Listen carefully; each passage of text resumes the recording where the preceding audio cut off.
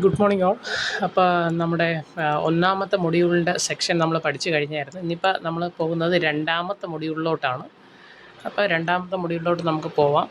അത് ഒപ്റ്റിക്സ് എന്നുള്ളൊരു സെക്ഷനാണ് വരുന്നത്. വളരെ എളുപ്പം നമുക്ക് സിമ്പിളായിട്ട് തന്നെ പഠിച്ച് മാർക്ക് സ്കോർ ചെയ്യാൻ പറ്റുന്ന ഒരു സെക്ഷനാണ് ഒപ്റ്റിക്സ് എന്നുള്ളത്. ഓക്കെ, അതിനകത്ത് നമുക്ക് ആദ്യമോട്ട് പോവാം. Sun is visible before sunrise and after sunset because of dash. അതായത് സൂര്യൻ യഥാർത്ഥത്തിൽ ഉദിച്ചു വരുന്നതിന് മുമ്പ് നമ്മൾ ആ സൂര്യൻ യഥാർത്ഥത്തിൽ കാണും. അതേപോലെ സൺസെറ്റിന് ശേഷവും നമ്മൾ അധിക നേരം കൂടി സണ്ണിനെ കാണും. അതിൻ്റെ കാര്യം എന്നുള്ളതെന്ന് പറഞ്ഞാൽ റിഫ്രാക്ഷനാണ്. റിഫ്രാക്ഷൻ ഞാൻ താഴോട്ട് പോകുമ്പോൾ എന്താണെന്ന് പറയാം, മനസ്സിലാക്കുക. റിഫ്രാക്ഷനാണ്. അതുപോലെ SI unit of power of a ലെൻസിൻ്റെ പവറിൻ്റെ SI യൂണിറ്റ് എന്താണെന്ന് ചോദിച്ചാൽ ഡയോപ്റ്ററാണ്.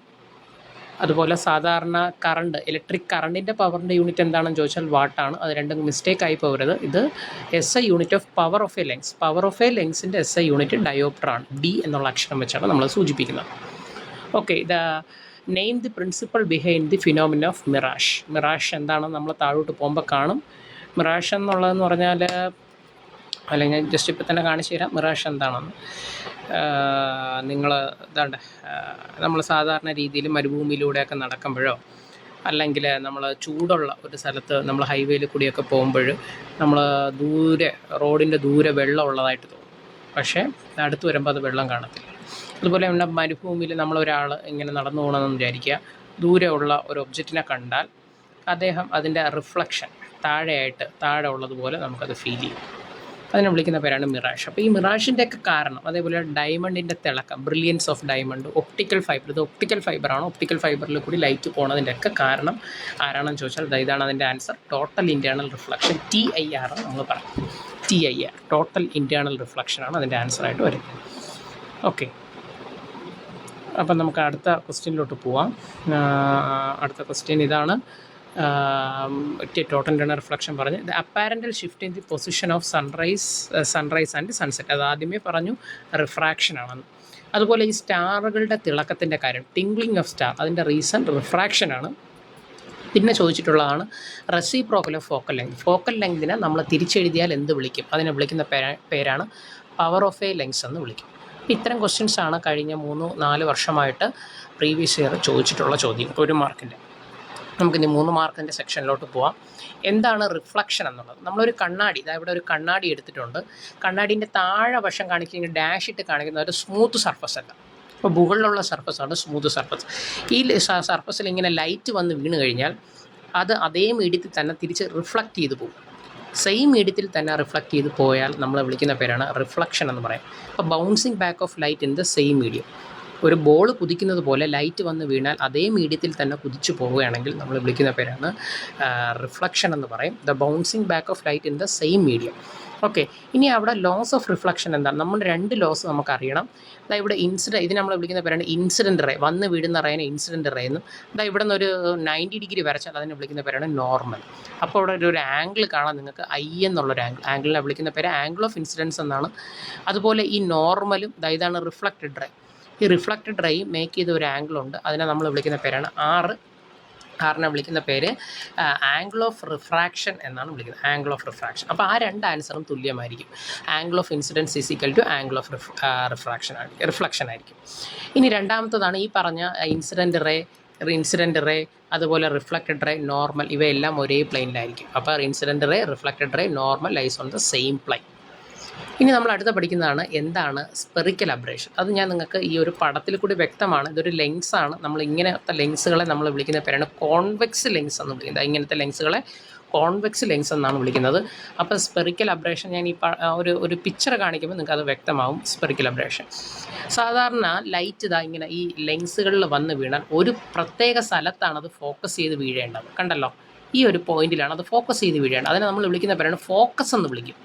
ഇവിടെ ലൈറ്റുകളെല്ലാം വന്ന് വീണ് ഈ ലെൻസിൽ വന്ന് വീണ് ഒരു പ്രത്യേക സ്ഥലത്ത് വന്ന് വീഴണം. ആ സ്ഥലത്തിനെ വിളിക്കുന്ന പേരാണ് ഫോക്കസ്. എന്നാൽ ഈ രണ്ടാമത്തെ ചിത്രം നിങ്ങൾ വളരെ ശ്രദ്ധിക്കുകയാണെങ്കിൽ ഈ ദൂരെ ഈ പ്രിൻസിപ്പൽ ആക്സിസിന് വളരെ അകലെയുള്ള റേ എവിടെയൊക്കെയോ ആണ് പോയി വീഴുന്നത്. കണ്ട, ഇത് ഒരു സ്ഥലത്ത് ഒരു ഫോക്കസിൽ ലൈറ്റുകൾ വന്ന് വീഴുന്നില്ല. കുറച്ച് ലൈറ്റ് ഫോക്കസിൽ വന്ന് വീഴുന്നുണ്ട്, പക്ഷേ ഭൂരിഭാഗം ലൈറ്റും എന്ത് ചെയ്യുന്നില്ല, ഫോക്കസിൽ വന്ന് വീഴുന്നില്ല. അപ്പോൾ അത് ലെൻസിൻ്റെ കഴിവുകേടാണ്. ആ ഡിഫക്റ്റിനെ നമ്മൾ വിളിച്ച പേരാണ് സ്പെറിക്കൽ അബ്രേഷൻ എന്ന് പറയും. ഇതെങ്ങനെ നീക്കാം എന്ന് വെച്ചാൽ സ്റ്റോപ്സുകൾ ഉപയോഗിക്കുക. അപ്പോൾ ഈ മുകളിലുള്ള റേസ് ആണ് ഇതിൻ്റെ പ്രശ്നം. അപ്പോൾ ആ റേസിന് നമ്മൾ എന്ത് ചെയ്യും, ഒരു തടസ്സം കൊടുക്കുക. അതിനെ വിളിക്കുന്ന പേര് സ്റ്റോപ്സ് എന്നാണ്. അതുപോലെ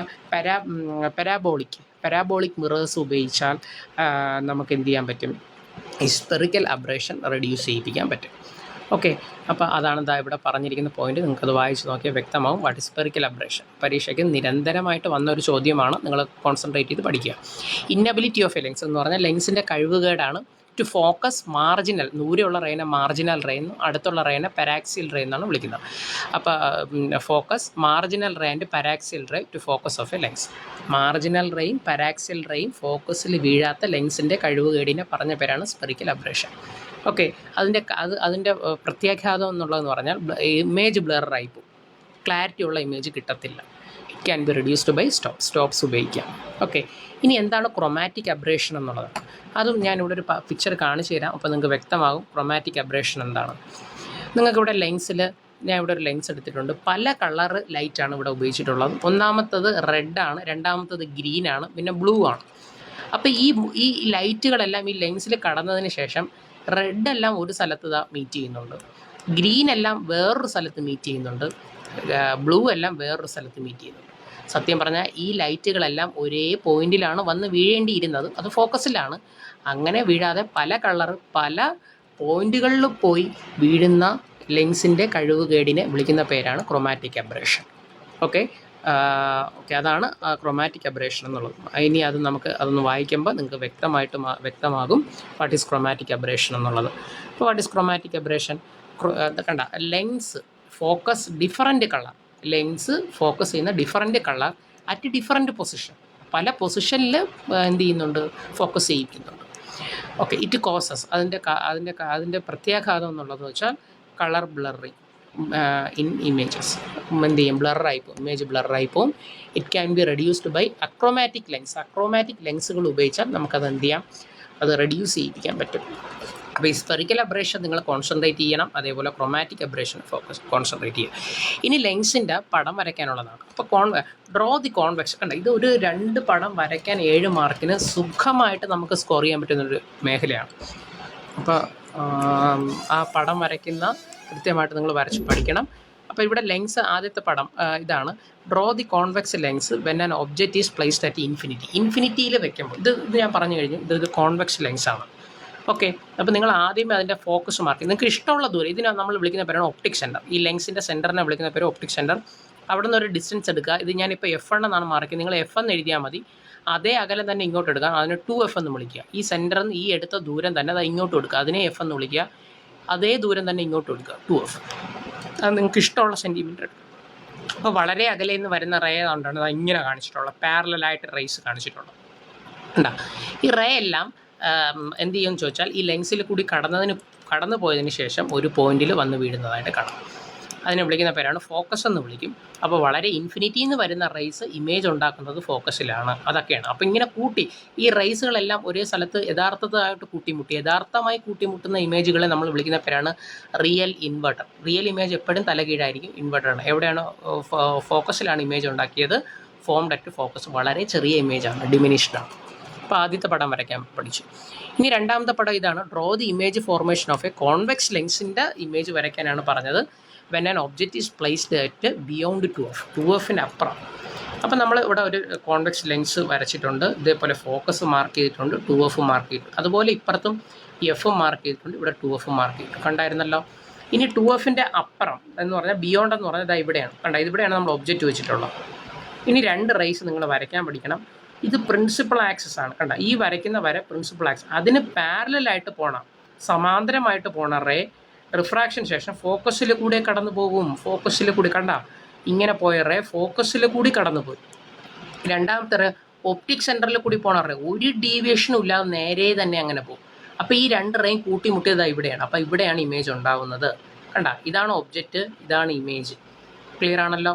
അപ്പോൾ ഇവിടെ ഇമേജ് ഉണ്ടായി. ഇങ്ങനെ കൂട്ടിമുട്ടിയ ഇമേജിൽ നമ്മൾ റിയൽ എന്ന് പറയും. ഇൻവേർട്ടഡ് ആണ്. എവിടെയാണ് ഉണ്ടായത്? Fനും 2Fൻ്റെ ഇടയിലാണ് ഇമേജ് ഉണ്ടായത്. ചെറിയ സൈസാണ്, സ്മോൾ ഇൻ സൈസ്. അടുത്ത നമ്മളടുത്ത് വരയ്ക്കാൻ പറഞ്ഞത് draw the image formation of a convex lens when an object is placed 2F.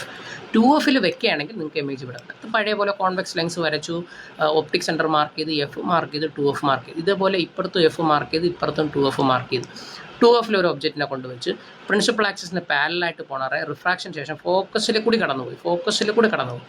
ഇനി ഒപ്റ്റിക് സെൻറ്ററിൽ കൂടി പോണറേ ഒരു ഡീവിയേഷൻ ഇല്ലാതെ അങ്ങനെ തന്നെ പോകും.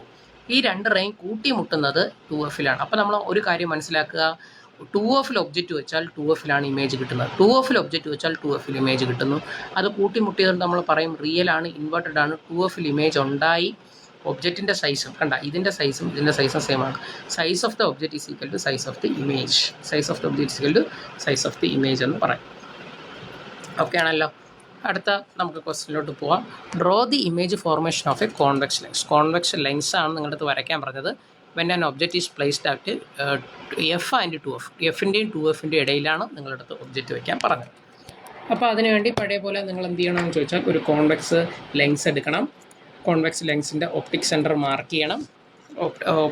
ഒപ്റ്റിക് സെൻറ്റർ മാർക്ക് ചെയ്ത് ഫോക്കസ് മാർക്ക് ചെയ്ത് 2F ഇവിടെ ഈ പടമാണ് ഫോക്കസ് മാർക്ക് ചെയ്ത് 2F മാർക്ക് ചെയ്ത്, അതേപോലെ ഇപ്പുറത്തും F മാർക്ക് ചെയ്ത് 2F മാർക്ക് ചെയ്ത്. ഓക്കെ ആണല്ലോ. ഇനി എഫിൻ്റെയും 2Fൻ്റെയും ഇടയിലാണ് ഒബ്ജക്റ്റ് വയ്ക്കാൻ പറഞ്ഞത്. അപ്പോൾ ഇതിൻ്റെ നിങ്ങൾ 2Fൽ കൊണ്ട് വരച്ച് കളയരുത്, 2Fൻ്റെയും Fൻ്റെയും ഇടയിൽ വയ്ക്കുക. പ്രിൻസിപ്പൽ ആക്സിസിന് പാരലായിട്ട് പോണറേ റിഫ്രാക്ഷൻ ശേഷം ഫോക്കസിൽ കൂടി പോയി, ലൈറ്റ് ഫോക്കസിൽ കൂടിയാണ് പോയത്. ഇനി ഒപ്റ്റിക് സെൻറ്ററിൽ കൂടി പോണ ഒരു ഡീവിയേഷനില്ലാതെ നേരെ അങ്ങനെ പോകും. അപ്പോൾ 2Fൻ്റെ അപ്പുറത്താണ് നമുക്കൊരു ഇമേജ് കിട്ടുന്നത്. കണ്ട, 2Fൻ്റെ അപ്പുറത്ത്. അപ്പോൾ നമ്മൾ പറയും കൂട്ടിമുട്ടിയതുകൊണ്ട് റിയലാണ്, ഇൻവെർട്ടഡ് ആണ്. 2Fൻ്റെ അപ്പുറം എന്ന് പറഞ്ഞാൽ ബിയോണ്ട് 2F ആണ്, വലിയ ഇമേജാണ് കിട്ടുന്നത്, ലാർജ് ഇൻ സൈസ്. ഇനി അടുത്ത നമ്മൾ പടം വരയ്ക്കാൻ പറയുന്നത് draw the image formation of a convex lens when an object is placed at F. Fൽ വെച്ചാൽ നിങ്ങൾക്ക് എവിടെയാണ് ഇമേജ് കിട്ടും. അപ്പോൾ നമ്മളിതാ ഒരു കോൺവെക്സ് ലെൻസ് വരച്ചു, F മാർക്ക് ചെയ്തു, 2F മാർക്ക് ചെയ്തു, ഇവിടെ F മാർക്ക് ചെയ്തു, 2F മാർക്ക് ചെയ്തു. ഇനി ഒപ്റ്റിക് സെൻറ്ററിൻ്റെ ആദ്യത്തെ റേ വരയ്ക്കുന്ന നോക്കുക. ഒപ്റ്റിക് സെൻറ്ററിൽ കൂടി പോണ റേ ഒരു ഡീവിയേഷനും ഇല്ലാതെ അങ്ങനെ തന്നെ അങ്ങ് പോകും. കണ്ട, ഒരു ഡീവിയേഷനും ഇല്ല, നേരെ അങ്ങ് പോകും. ഇനി പ്രിൻസിപ്പൽ ആക്സിസിന് പാരലായിട്ട് പോണ റേ റിഫ്രാക്ഷൻ ശേഷം ഫോക്കസിൽ കൂടി പോകും. ഫോക്കസിൽ കൂടി കടന്നു പോയി. ഓക്കെ, അപ്പോൾ നമ്മൾ ഇവിടെ നിന്ന് നോക്കുമ്പോൾ നമുക്ക് ഫീൽ ചെയ്യും ഈ രണ്ട് റേയും ഇവിടെ നിന്ന് വന്ന് കൂട്ടിമുട്ടിയ പോലെ തോന്നും. ഓക്കെ, ഈ രണ്ട് റേ ഇവിടെ നിന്ന് കൂട്ടിമുട്ട് വളരെ അകലെ ഇൻഫിനിറ്റിയിൽ കൂട്ടിമുട്ടിയത്. ഞാൻ ഇത് നിങ്ങൾക്ക് ഇവിടെ കാണിക്കുന്നുണ്ടാവും, ആ ലൈറ്റ്, ആ ലേസറിൻ്റെ ഡോട്ട് നിങ്ങൾ നോക്കുക. ഈ രണ്ട് റേ വളരെ അകലെയുള്ള സ്ഥലത്ത് കൂട്ടിമുട്ടിയായിട്ട് തോന്നും. അപ്പോൾ റിയലാണ്, ഇൻവെർട്ടഡ് ആണ്. ഇമേജ് എവിടെ ഉണ്ടായി? ഇൻഫിനിറ്റിയിലുണ്ടായി, വളരെ വലുതാണ്, എൻലാർജ് ഇമേജാണ് ഉണ്ടായത്. ഓക്കെ, അടുത്ത നമുക്ക് പടത്തിലോട്ട് പോകാം. Draw the image formation of a convex lens when an object is placed at F and 2F. F and optic centre, എഫിൻ്റെ ഒപ്റ്റിക് സെൻറ്ററിൽ ഇടയ്ക്ക്. അപ്പോൾ നിങ്ങൾ ഒരു കോൺവെക്സ് ലെൻസ് വരയ്ക്കണം, ഒപ്റ്റിക് സെൻറ്റർ മാർക്ക് ചെയ്യണം, F മാർക്ക് ചെയ്യണം, 2F മാർക്ക് ചെയ്യണം, അതേപോലെ ഇപ്പുറത്ത് F മാർക്ക് ചെയ്യുന്നു, 2F മാർക്ക് ചെയ്യും. ഇനി പ്രിൻസിപ്പൽ ആക്സിസിന് പാരലായിട്ട് പോണറേ റിഫ്രാക്ഷൻ ശേഷം ഫോക്കസിൽ കൂടി കടന്നു. ഇനി ഒപ്റ്റിക് സെൻറ്ററിൽ കൂടി പോണറേ ഒരു ഡീവിയേഷനില്ല, നേരെ തന്നെ അങ്ങനെ. അപ്പോൾ നമ്മളിവിടെ നിന്ന് നോക്കുകയാണെങ്കിൽ നമുക്ക് ഫീൽ ചെയ്യുന്ന കാര്യം ഈ രണ്ട് റേ ബാക്കിൽ നിന്ന് ഇവിടെ നിന്ന് വരുന്നത് പോലെ നമുക്ക് ഫീൽ ചെയ്യും. കണ്ട, അങ്ങനെ വരുന്നത് പോലെ ഫീൽ ചെയ്യുന്ന ഇമേജുകളെ നമ്മൾ വിളിക്കുന്ന പേരാണ് വിർച്വൽ മിഥ്യാധാരണയായിട്ടുള്ള ഇമേജ് എന്ന് പറയും. വിർച്വൽ ഇമേജ് എപ്പോഴും ഇങ്ങനെ നിവർന്നതായിരിക്കും.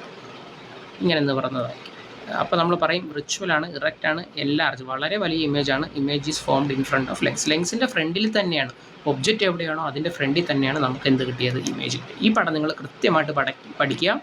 ഇത് സിമ്പിൾ മൈക്രോസ്കോപ്പിനും നമ്മൾ പിക്ചർ ഇതാണ്. അപ്പോൾ ഇത് കൃത്യമായിട്ട് വരച്ചു പിടിക്കും.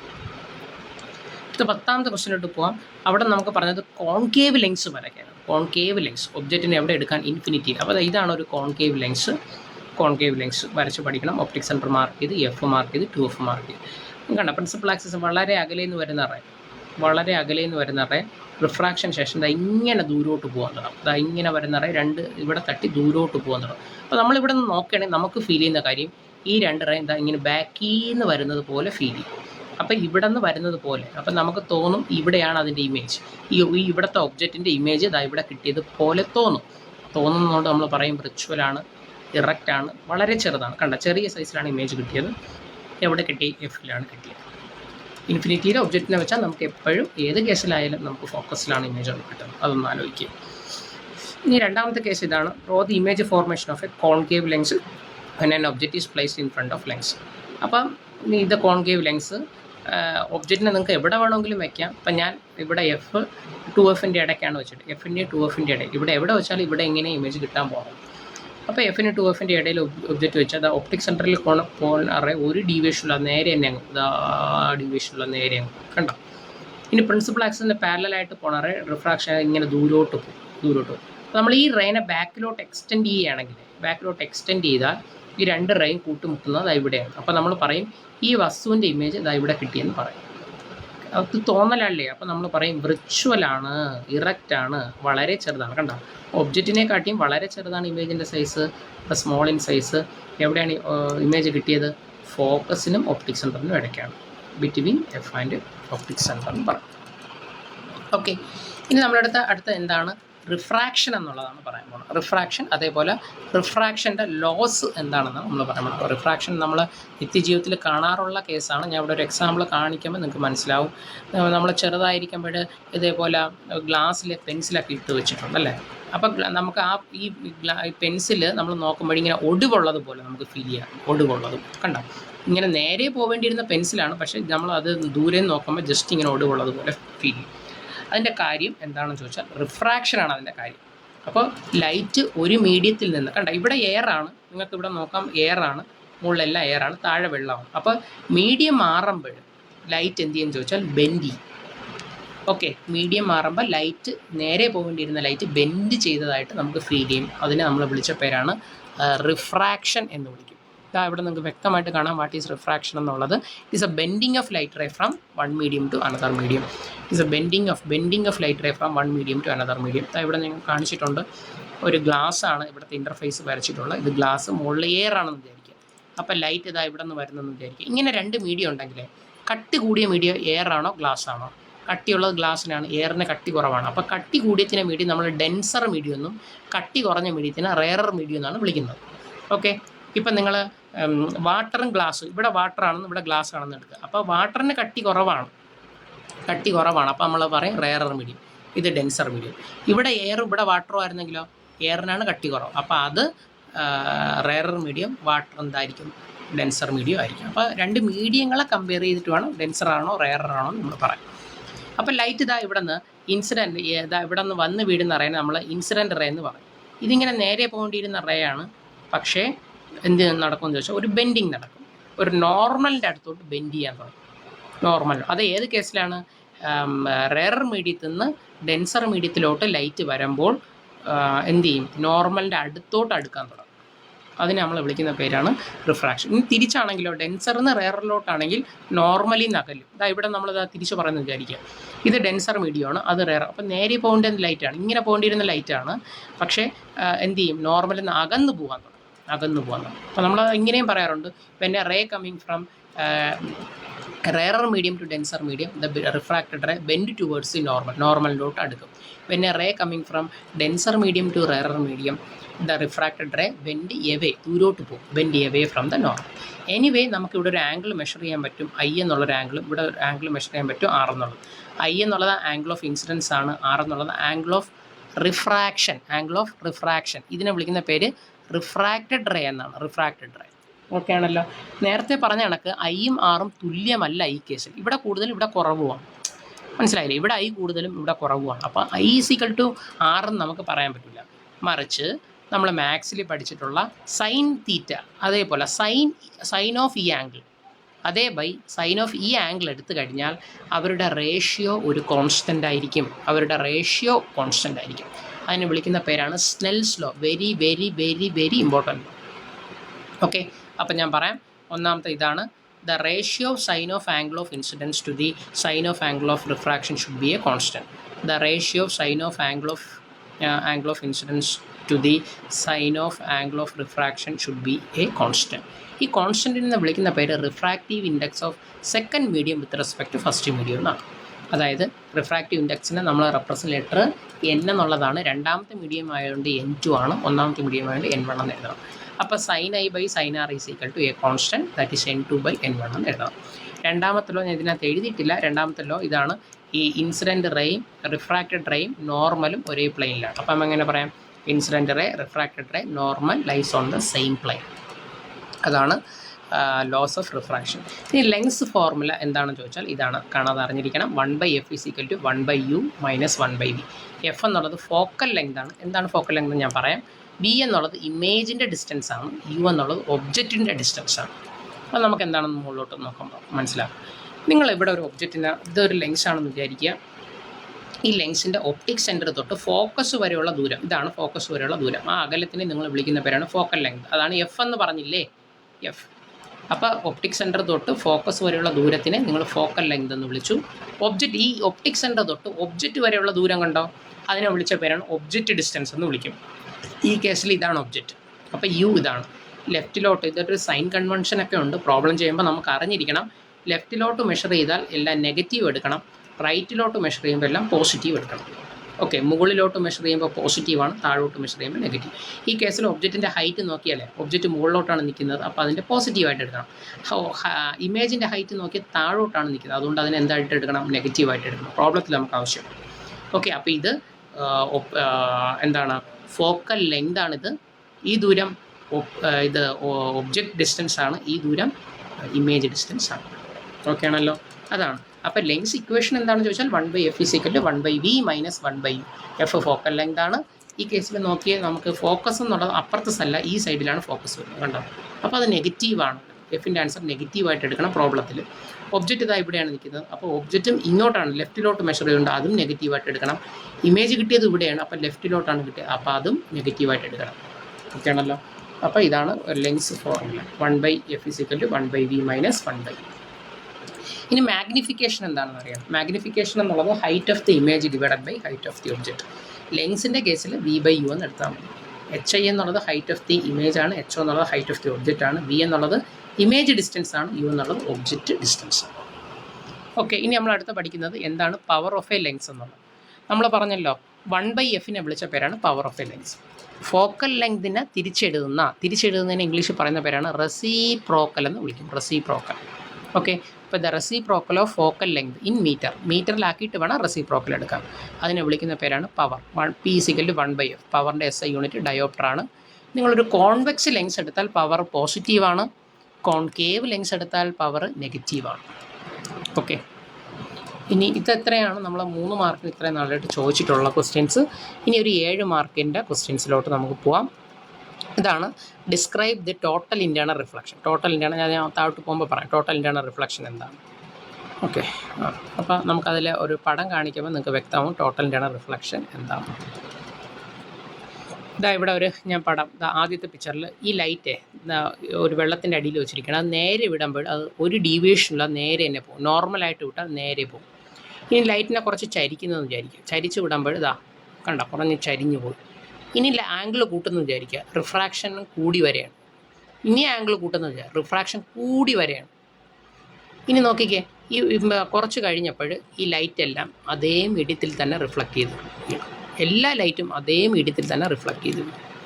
ഇതിനെ നമ്മൾ വിളിച്ച പേരാണ് ടോട്ടലി ലൈറ്റ് അകത്ത് തന്നെ വീണു, ടോട്ടൽ ഇൻറ്റേർണൽ റിഫ്ലക്ഷൻ എന്ന് പറഞ്ഞു. ഓക്കെ, അപ്പോൾ നമ്മളിവിടെ കാര്യം എന്തൊക്കെയാണ് അറിയാനുള്ളത്. ഒന്നാമത്തെ കാര്യം ഇതാണ്, when a ray coming from, ഇത് നമ്മൾ നോക്കിയാൽ വെള്ളമാണ്, ഇവിടെ നോക്കിയാൽ എയർ ആണ്. അപ്പോൾ ഇത് ഡെൻസർ മീഡിയമാണ്, ഇത് റെയറർ മീഡിയം. അപ്പോൾ ലൈറ്റ് ഡെൻസറിൽ നിന്ന് റെയറിലോട്ട് വന്നാൽ നോർമലിൽ നിന്ന് ദൂരോട്ട് പോകും. അതാണ് ആദ്യം പറയേണ്ട point. When a ray coming from denser medium to rarer medium, the refracted ray bend away from the നോർമലിൽ നിന്ന് അകന്നു പോകുന്നു. വെൻ ആംഗിൾ ഓഫ് ഇൻസിഡൻസ്, കണ്ട ഇവിടെ ആംഗിൾ ഓഫ് ഇൻസിഡൻസ് കൂട്ടുമ്പോൾ ആംഗിൾ ഓഫ് റിഫ്രാക്ഷൻ കൂടുന്നു. When angle of incidence increases, angle of refraction also increases. At one particular angle of incidence, ഒരു angle of incidence-ന് angle of refraction 90 degree ആകുമ്പോൾ, when angle of incidence increases, angle of refraction also increases. At one particular angle of incidence, angle of refraction become 90 degree. 90 degree. The corresponding angle of incidence is called critical angle. Critical angle എന്നാണ് അതിനെ വിളിക്കുന്നത്. Above critical angle, ഈ critical ആംഗിളിന് മുകളിലുള്ള light എല്ലാം അതേ മീഡിയത്തിൽ തന്നെ വീഴും. ഇതിനെ വിളിക്കുന്ന പേരാണ് ടോട്ടൽ ഇൻറ്റേർണൽ റിഫ്ലക്ഷൻ. ഞാൻ ഇതാണ് ഈ പറഞ്ഞ കഥ. ഡെൻസറിൽ നിന്ന് റെയറിലോട്ട് വരുമ്പോൾ ബെൻഡ് എവേ ഫ്രം ദ നോർമലാണ്. ആംഗിൾ ഓഫ് ഇൻസിഡൻസ് കൂടുമ്പോൾ ആംഗിൾ ഓഫ് റിഫ്രാക്ഷൻ കൂടും. കണ്ട, ആംഗിൾ ഓഫ് റിഫ്രാക്ഷൻ്റെ ആൻസർ 90 ഡിഗ്രി ആകുമ്പോൾ, ആംഗിൾ ഓഫ് റിഫ്രാക്ഷൻ്റെ ആൻസർ 90 ഡിഗ്രി ആകുമ്പോൾ ആംഗിൾ ഓഫ് ഇൻസിഡൻസിനെ വിളിക്കുന്ന പേര് ക്രിട്ടിക്കൽ ആംഗിളാണ്. ക്രിട്ടിക്കൽ ആംഗിളിന് മുകളിൽ ലൈറ്റ് വന്ന് വീണാൽ അതേ മീഡിയത്തിൽ തന്നെ എല്ലാ ലൈറ്റും വന്നു. പിന്നെ റിഫ്രാക്ഷൻ ഇല്ല, അതേ മീഡിയത്തിൽ തന്നെ എല്ലാ ലൈറ്റും വന്നു വിടും. അതിനെ വിളിക്കുന്ന പേരാണ് total internal reflection. When a ray coming from denser medium to rarer medium, the refracted ray bend away from the normal. When angle of incidence increases, angle of refraction also increases. The angle of refraction becomes 90 degree.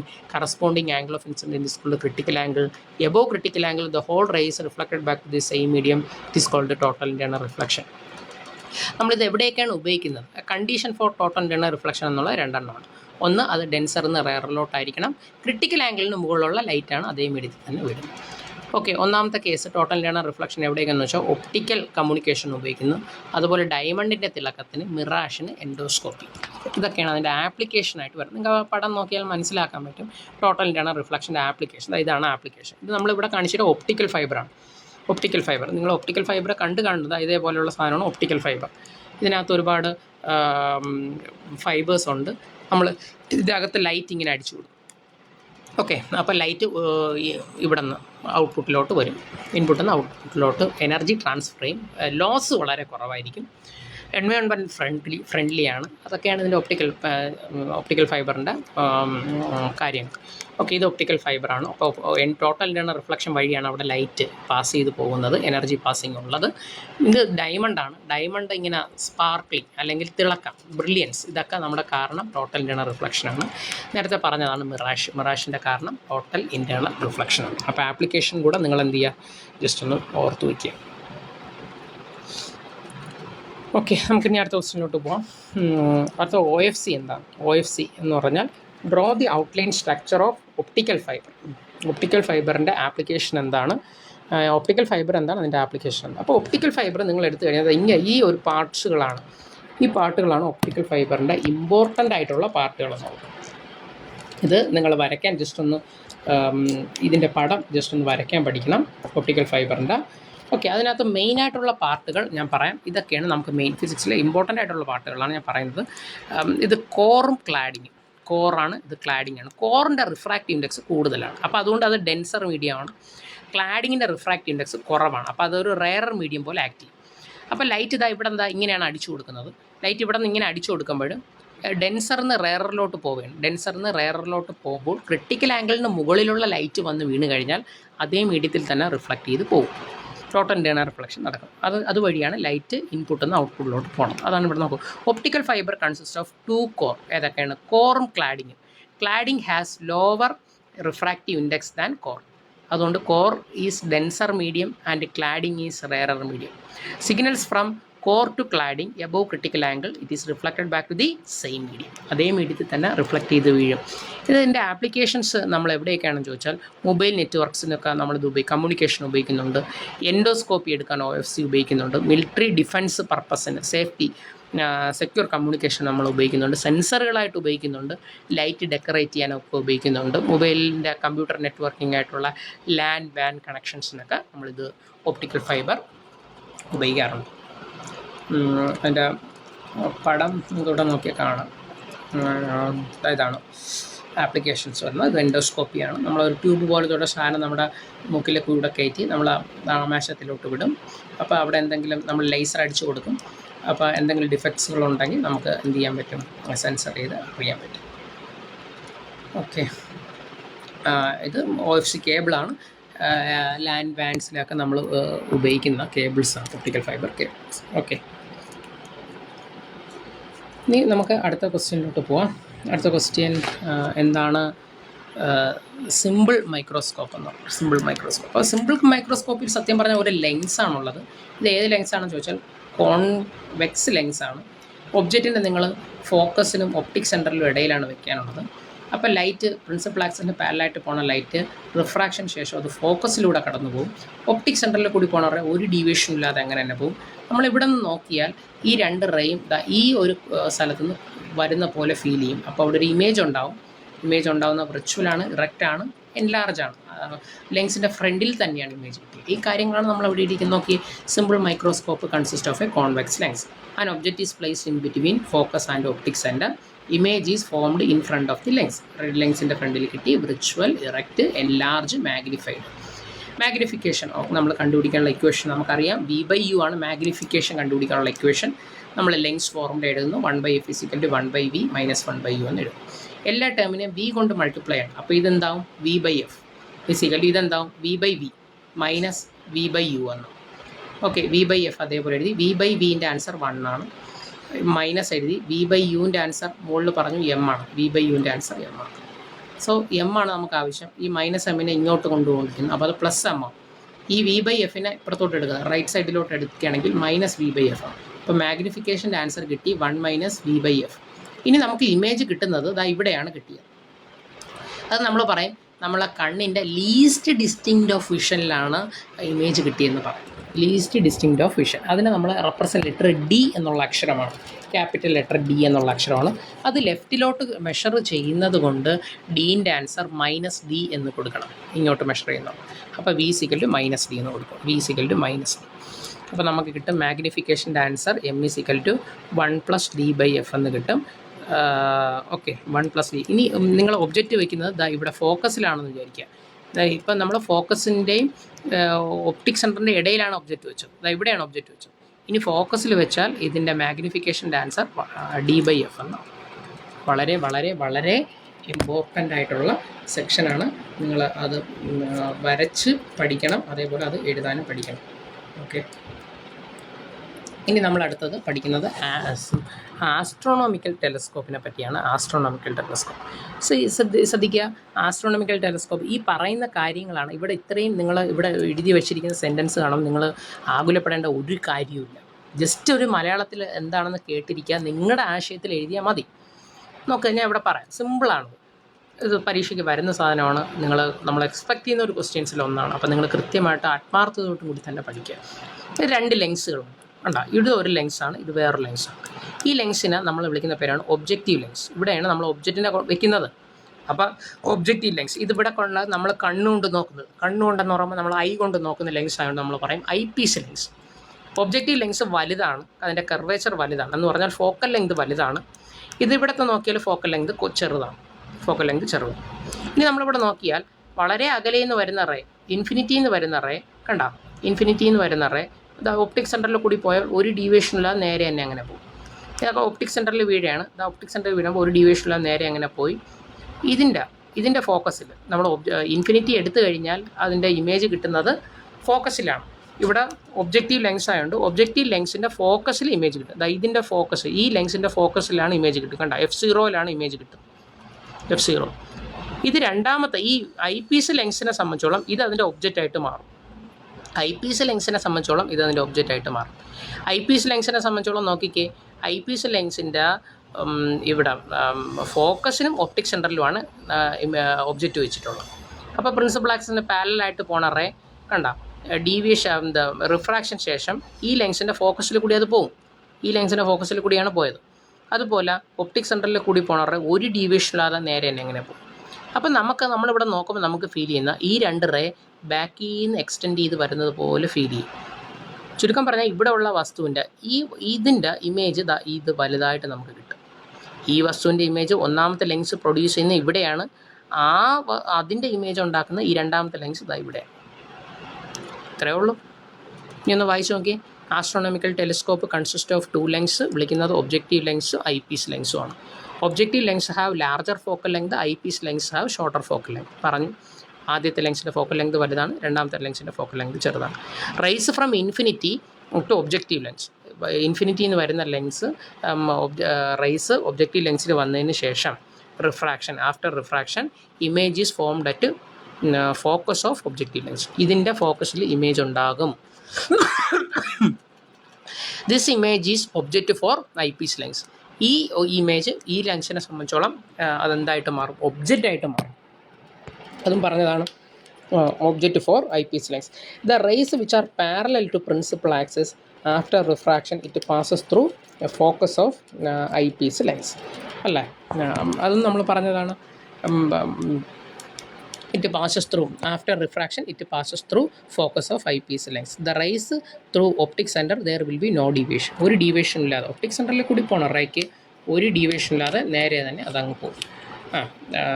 no deviation. The observer sees final images which meets at least distant of vision. least distant of visionൽ അത് final image കിട്ടും. the magnification of the telescope is അത് കാണാതെ പഠിക്കണം നിങ്ങൾ. ഈ F0 by FE into 1 plus FE by D. ഓരോ term എന്താണെന്ന് അറിയണം. F0 എന്നുള്ളത് ഫോക്കൽ ലെങ്ത് ആണ്. ആരുടെ ഫോക്കൽ ലെങ്ത്? ഒബ്ജക്റ്റീവ് ലെങ്സിൻ്റെ ഫോക്കൽ ലെങ്ത്. FE എന്നുള്ളത് ഫോക്കൽ ലെങ്ത് ആണ്, ഐ പീസ് ലെങ്സിൻ്റെ ഫോക്കൽ ലെങ്ത് ആണ്. ഡി എന്നുള്ള ഉദ്ദേശിക്കുന്നത് ലീസ്റ്റ് ഡിസ്റ്റൻറ്റ് ഓഫ് വിഷനാണ്. ഡി എന്ന് ഉദ്ദേശിക്കുന്നത്. ഓക്കെ, അപ്പോൾ അതൊരു എസ് എ ക്വസ്റ്റ്യൻ ആണ്. നിങ്ങളത് മാക്സിമം നന്നായിട്ട് അത് എഴുതി പഠിക്കണം. ഓക്കെ, ഇനി നമുക്ക് വരുന്ന സെക്ഷൻസ് പ്രോബ്ലം സെക്ഷൻസ് ആണ് വരുന്നത്. അപ്പോൾ അതിലോട്ട് നമുക്ക് പോവാം.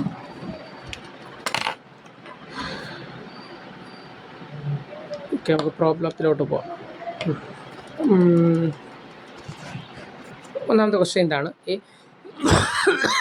A converging lengths form A real image ഉണ്ടാക്കുന്നു. അപ്പോൾ റിയൽ ഇമേജ് ഉണ്ടാക്കുന്ന ലെങ്സ് നമുക്ക് ആദ്യമേ മനസ്സിൽ വരാനുള്ളത് convex ലെങ്സാണ്.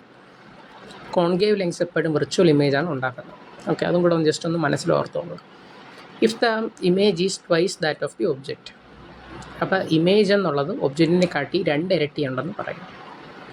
And 72 from the lens. 72 from the. അപ്പോൾ ഇമേജിനെ പറ്റിയാണ് പറയുന്നത്. അപ്പോൾ ഇമേജ് ഡിസ്റ്റൻസ് ആണ് ക്വസ്റ്റ്യനിൽ തന്നിരിക്കുന്നത് എന്നുള്ള കാര്യം മനസ്സിലാക്കണം. ഓക്കെ, ഇനി calculate the focal length and power of a lengths. തന്നിരിക്കുന്ന കാര്യം എഴുതാൻ ഇമേജ് സൈസ് എന്നുള്ളത് 2 ഇരട്ടി, 2 ഇൻറ്റു ഒബ്ജക്റ്റീവ് സൈസ് എന്നാണ്. അപ്പോൾ 2 ഇൻറ്റു ഒബ്ജക്റ്റിൻ്റെ സൈസ് എന്ന് എഴുതാം. ഇനി വി തന്നിട്ടുണ്ട് 72 സെൻറ്റിമീറ്റർ. അതൊരു റിയൽ ഇമേജ് ആയതുകൊണ്ട് മാഗ്നിഫിക്കേഷൻ്റെ ആൻസർ നമ്മൾ എഴുതുമ്പോൾ മൈനസിൽ വേണം എഴുതാൻ. മാഗ്നിഫിക്കേഷൻ്റെ ആൻസർ V/U ആണ് യഥാർത്ഥത്തിൽ. പക്ഷേ ഇവിടെ -V/U എന്ന് എഴുതിയിരിക്കുന്നതിൻ്റെ കാര്യം അതൊരു റിയൽ ഇമേജ് ആയതുകൊണ്ടാണ്. സോ -V/E = 2 എന്ന് എഴുതിയിട്ടുണ്ട്. വീൻ്റെ ആൻസർ നമുക്കറിയാം. യു നമുക്ക് അവിടെ നിന്ന് കണ്ടുപിടിക്കാം. യു കണ്ടുപിടിക്കാൻ ഈ 2 അങ്ങോട്ട് താഴോട്ട് യുവിനെ മുകളിലോട്ടും എഴുതണം. ഈ -V/U = 2 എന്ന് കിട്ടിയില്ലേ? യു കണ്ടുപിടിക്കാൻ യുവിനെ മുകളിലോട്ട് 2നെ താഴോട്ടും എഴുതി. അപ്പോൾ U = -V/U. വീൻ്റെ ആൻസർ എത്ര? 72. അപ്പോൾ 72/2. 72/2ൻ്റെ ആൻസർ 36ആണ്. നെഗറ്റീവ് ഉള്ളതുകൊണ്ടാണ് -36 സെൻറ്റിമീറ്റർ എന്ന് കിട്ടിയത്. തിരിച്ച് ലെങ്സ് ഇക്വേഷനിൽ കൊടുക്കുന്നു. 1/F = 1/V - 1/U ആണ്. വീൻ്റെ ആൻസർ കിട്ടി 72 ആണ്. 72 എന്ന് എഴുതിയിട്ടുണ്ട്. ഇവിടെ ഓൾറെഡി ഇക്വേഷനുള്ള മൈനസാണ്. 1/, യുവിൻ്റെ ആൻസർ നമുക്ക് കിട്ടിയത് -36 ആണ്. -36. സോ -36 അവിടെ എഴുതി -36. അപ്പോൾ ഈ മൈനസും പോസിറ്റീവായി 1/72 + 1/36 എന്ന് കിട്ടും. ഓക്കെ, അത് നിങ്ങൾ സോൾവ് ചെയ്തെടുക്കുമ്പോൾ നിങ്ങൾക്ക് ഇങ്ങനെ കിട്ടും. 3/72. 3/72 3 കൊണ്ട് 72നെ വെട്ടിയാൽ 1/24 എന്ന് കിട്ടും.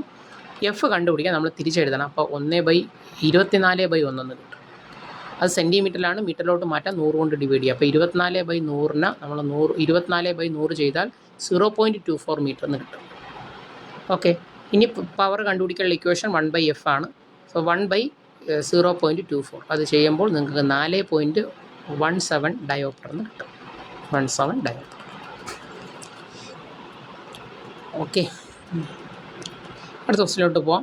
അടുത്തൊരു കോൺകേവ് ലെങ്സ് ആണ് പറഞ്ഞിട്ടുള്ളത്. ഫോക്കൽ ലെങ്ത് പറഞ്ഞിട്ടുള്ളത് 20 centimetre is placed at A distance of 35 centimetre object. Find the position of image and the magnification ആണ് പറഞ്ഞത്. ഫോക്കൽ ലെങ്ത് പറഞ്ഞിട്ടുള്ളത്. അപ്പോൾ എഫിൻ്റെ ആൻസർ 20 സെൻറ്റിമീറ്റർ എന്ന് പറഞ്ഞിട്ടുണ്ട്. കോൺകേവ് ലെങ്സ് ആയതുകൊണ്ടാണ് മൈനസ് എന്ന് എടുത്തത്. കോൺകേവ് ലെങ്സ് ആയതുകൊണ്ടാണ് മൈനസ് എന്ന് എടുത്തത്. കോൺകേവ്. യുവിൻ്റെ ആൻസർ പറഞ്ഞിട്ടുണ്ട്. ഒബ്ജക്റ്റ് ഡിസ്റ്റൻസ് പറഞ്ഞിട്ടുണ്ട്. 20 എവിടെയാണ്? ഇതാണ് പറഞ്ഞത്. If it is placed at A distance 35 centimetre from object. അപ്പോൾ ഒബ്ജക്റ്റിൻ്റെ ഡിസ്റ്റൻസ് യുവിൻ്റെ ആൻസർ -35 ആണ്. നമ്മളെല്ലാം ലെഫ്റ്റിലോട്ടാണ് മെഷർ ചെയ്യുന്നത്, അതുകൊണ്ടാണ് -35 എന്ന് കിട്ടിയത്. ഇനി ലെങ്സ് ഇക്വേഷൻ നമുക്കറിയാം. 1/F = 1/V - 1/U. നമ്മൾ ഇമേജ് ഡിസ്റ്റൻസ് ആണ് കണ്ടുപിടിക്കുള്ളൂ. അപ്പോൾ 1/V കണ്ടുപിടിക്കാൻ ഈ -1/Uവിനെ എടുത്ത് അപ്പുറത്തോട്ട് വയ്ക്കണം. ഈ സാധനത്തിനടുത്ത് അപ്പുറത്ത് വെച്ചാൽ പോസിറ്റീവ്. അപ്പോൾ 1/F + 1/U എന്നാവും.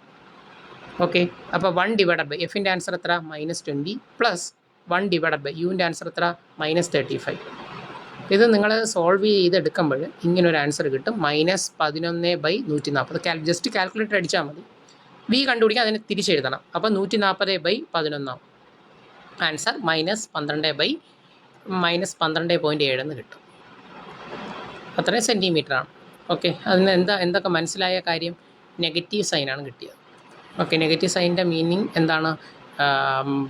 മാഗ്നിഫിക്കേഷൻ കൂടെ കണ്ടുപിടിക്കണം. നിങ്ങൾ മാഗ്നിഫിക്കേഷൻ കണ്ടുപിടിച്ചാൽ V/U ആണ് കേട്ടോ. V/U. അപ്പോൾ വിൻ്റെ ആൻസർ നേരത്തെ കിട്ടി -12.7 ഡിവൈഡഡ് ബൈ യുവിൻ്റെ ആൻസർ -35 ആണ്. അപ്പോൾ 2 ഡിവൈഡ് ചെയ്താൽ 0.36 എന്ന് കിട്ടും.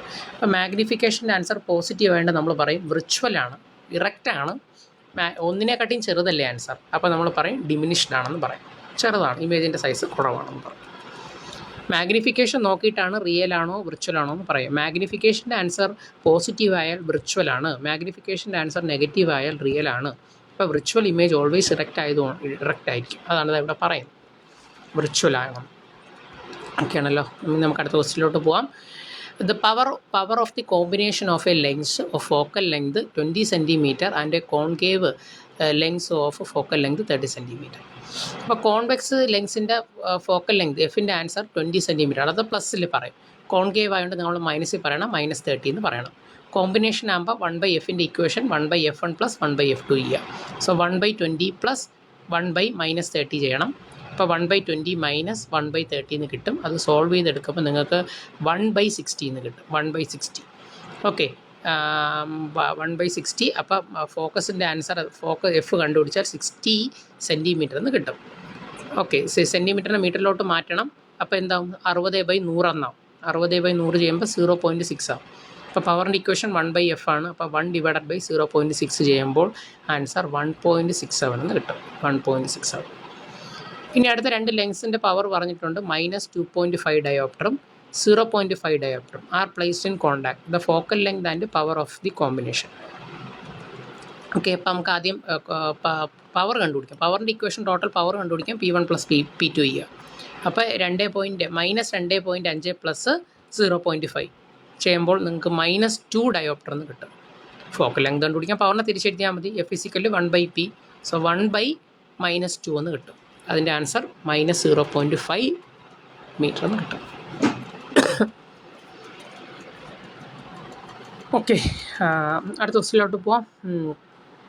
അടുത്ത ക്വസ്റ്റ്യൻ ഇതാണ്. ആൻ ഒബ്ജക്റ്റിൻ്റെ ഹൈറ്റ് പറഞ്ഞിട്ടുണ്ട് 1.5 centimetre is placed perpendicular to the principal axis of a convex length of focal length 10 centimetre. അതിൻ്റെ position, nature, size, when it is placed at a distance 25 centimeter from the legs.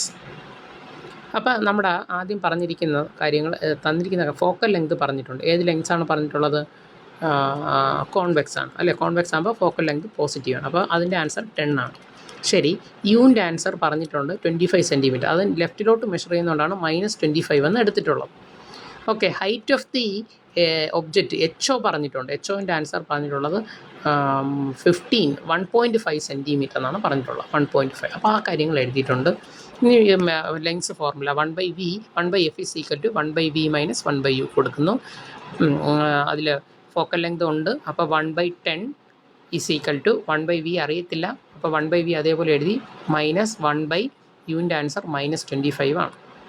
1/V ആണ് വേണ്ടത്. So 1/V കണ്ടുപിടിക്കാൻ ഈ മൈനസും കൂടെ positive ആവും. അപ്പോൾ ഈ 1/25 അപ്പുറത്തോട്ട് എടുക്കണം. അപ്പോൾ അത് മൈനസ് ആവും. -1/25 ആവും.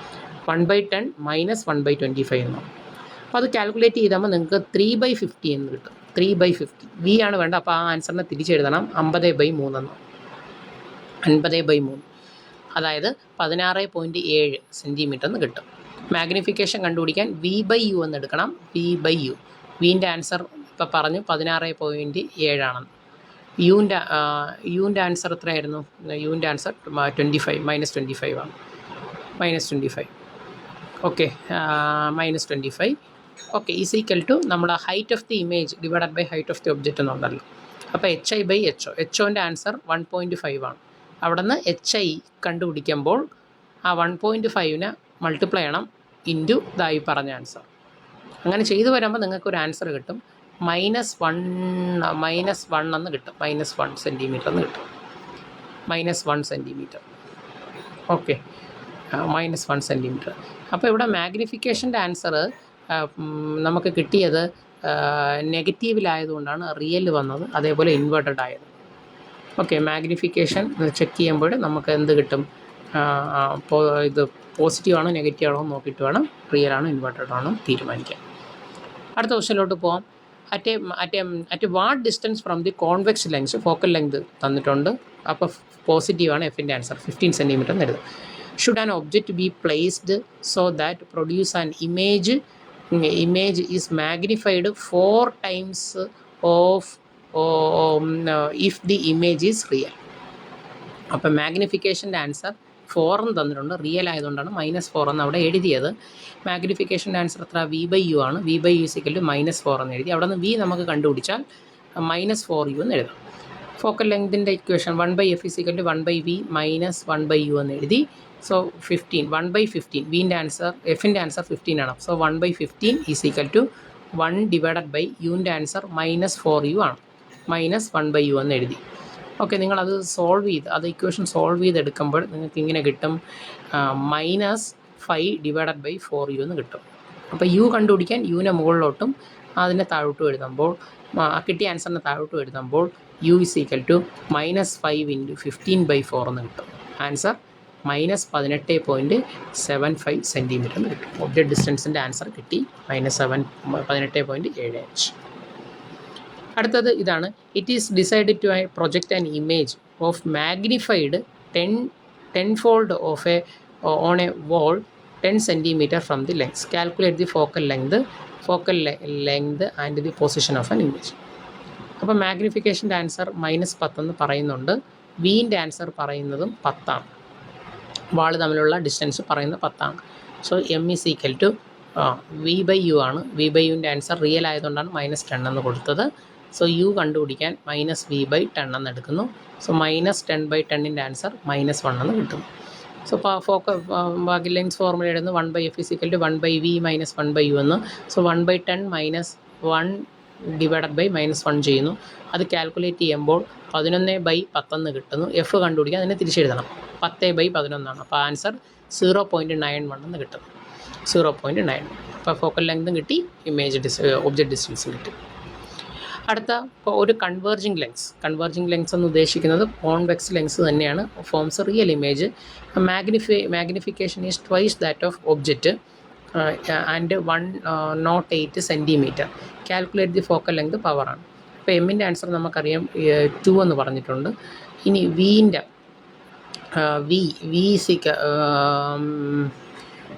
വിൻ്റെ ആൻസർ വി നമുക്ക് കണ്ടുപിടിക്കണം. ട്വൈസ് ദാറ്റ് ഓഫ് ഇതല്ലേ പറഞ്ഞു. അപ്പം ഒബ്ജക്റ്റ് ഡിസ്റ്റൻസ് പറഞ്ഞിട്ടുണ്ട്. അപ്പോൾ മാഗ്നിഫിക്കേഷൻ്റെ ആൻസർ V/U ആണ്. അവിടെ നിന്ന് നമുക്കെന്ത് കണ്ടുപിടിക്കാം?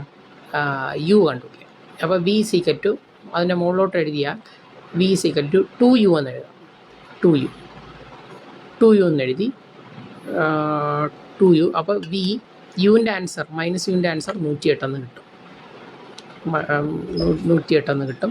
തിരിച്ച് അതിൽ സബ്സ്റ്റിറ്റ്യൂട്ട് ചെയ്യുമ്പോൾ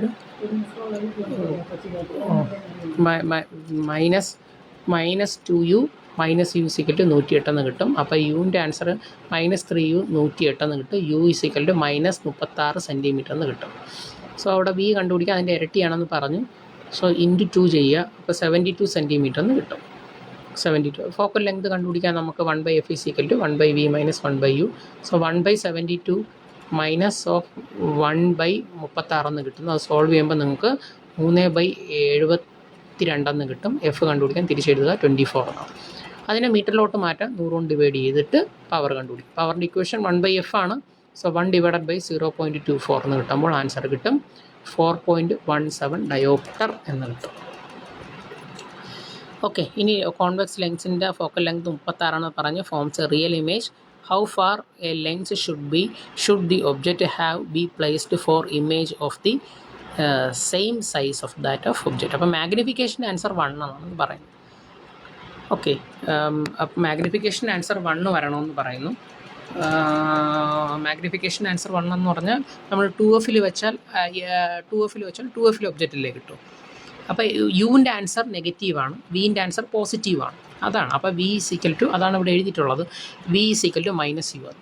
ലെങ്സ് ഫോർമുലയിൽ കൊടുക്കുന്നു 1/f is equal to 1/v minus 1/u ആണ്. So 1/36 is equal to 1/u കാണുന്നിടത്ത് b കാണുന്നിടത്ത് -u മൈനസ് 1/u എന്ന് എഴുതി.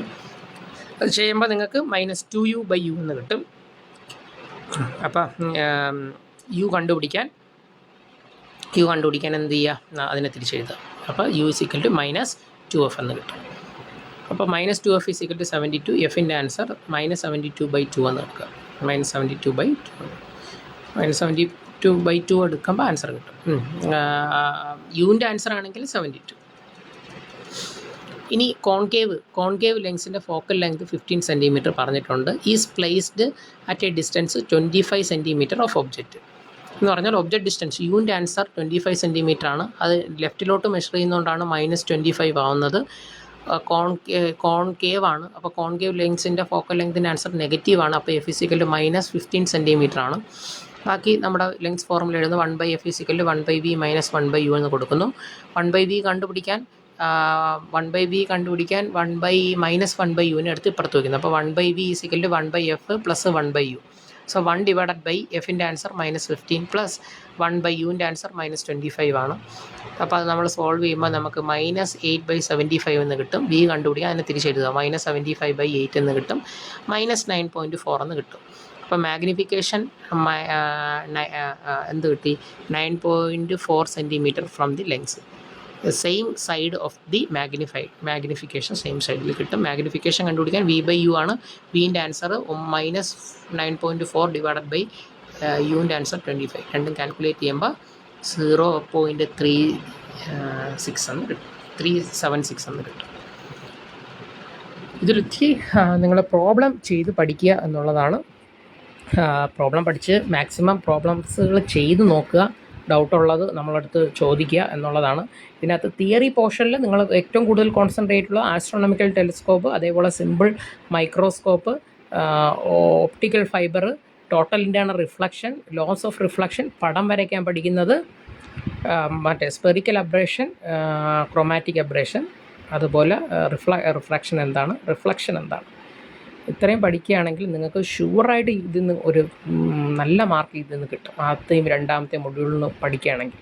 അപ്പോൾ എൻ്റെ എല്ലാ കുട്ടികൾക്കും ഞാൻ ആത്മാർത്ഥമായിട്ട് പരീക്ഷയ്ക്ക് നല്ല രീതിയിൽ തന്നെ എല്ലാവർക്കും എഴുതി പാസ്സാവാൻ പറ്റട്ടെ എന്ന് ആത്മാർത്ഥമായിട്ട് പ്രാർത്ഥിക്കുന്നു. So very all the best. Okay, thank you.